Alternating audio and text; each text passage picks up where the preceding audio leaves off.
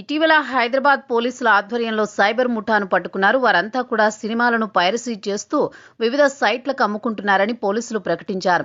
ఐబొమ్మకు కూడా విక్రయిస్తున్నారని ఆరోపించారు. తాము అత్యంత సాంకేతికపరమైన పరికరాలు ఉపయోగించి రాకెట్ మొత్తాన్ని ఛేదించామని పోలీసులు వెల్లడించారు. త్వరలో ఐబొమ్మ నిర్వాహకులను పట్టుకుంటామని స్పష్టం చేశారు. సినిమాలను పైరసీ చేసేవారు వివిధ బెట్టింగ్ సైట్లను నిర్వహిస్తున్నారని, ఇలా వచ్చిన డబ్బును అక్రమ మార్గాల్లోకి మళ్లిస్తున్నారని పోలీసులు ఆరోపించారు. పోలీసులు ఈ ప్రకటనలు చేసిన తర్వాత ఐబొమ్మ నిర్వాహకులు స్పందించారు.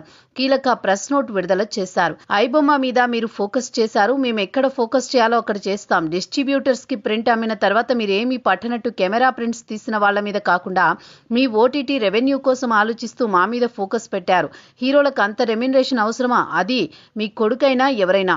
సినిమా ఇండస్ట్రీలో చాలా మంది ఉన్నారు, వాళ్ళు ఏమైపోతారు అని కబుర్లు చెప్పకండి. వాళ్ళకి మీరిచ్చే అమౌంట్ ఏ కూలి పని చేసినా వస్తాయి, కానీ మీ హీరోయిన్ కి వస్తాయా? సినిమా బడ్జెట్ లో ఎక్కువ శాతం రెమ్యునరేషన్ విదేశాల్లో షూటింగ్స్ కు, ట్రిప్స్ కు ఖర్చు పెడుతున్నారు. మిగతా వాళ్ళకి ఎంత ఖర్చు పెడుతున్నారు? ఇండియాలో షూటింగ్స్ చేస్తే బడ్జెట్ తగ్గుతుంది కదా, ఇక్కడ వాళ్లకు ఉపాధి కలుగుతుంది కదా అంటూ ఐబొమ్మ పేరుతో విడుదలైన ఓ ప్రెస్ నోట్ లో ప్రశ్నించారు. అనవసర బడ్జెట్ పెట్టి ఆ బడ్జెట్ రికవరీకి దానిని మానెత్తి మీద రుద్ది ఎక్కువగా అనుకుంటున్నారు. Distributor and theatres owners amount collect చేసుకోవడానికి టికెట్ అమౌంట్ పెంచుతున్నారు. చివరికి మధ్య తరగతి వాడే బాధపడుతున్నాడు. మా వెబ్సైట్ మీద ఫోకస్ చేయడం ఆపండి, లేదంటే నేను మీ మీద దృష్టి సారించాల్సి ఉంటుంది. ఫస్ట్ వేరే కెమెరా ఫ్రెండ్స్ రిలీజ్ చేసే వెబ్సైట్ లో మీ మీద దృష్టి పెట్టండి.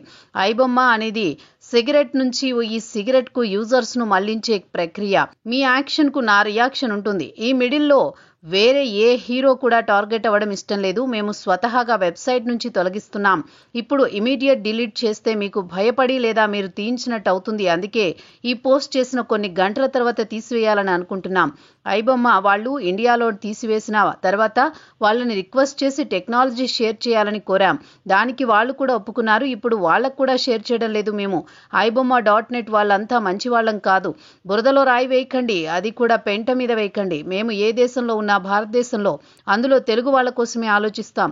చావుకు భయపడని వాడు దేనికి భయపడు. There is nothing more dangerous than a man who has nothing to lose అని ఐబొమ్మ పేరుతో విడుదలైన ఓ లేఖ సంచలనం సృష్టిస్తోంది.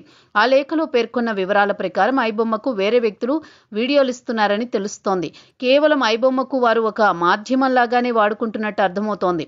ఏది ఏమైనప్పటికీ ఐబొమ్మ వెనుక ఉన్న నిర్వాహకులు రెస్పాండ్ కావడంతో పోలీసులు అత్యంత సీరియస్ గా తీసుకునే అవకాశం కనిపిస్తోంది.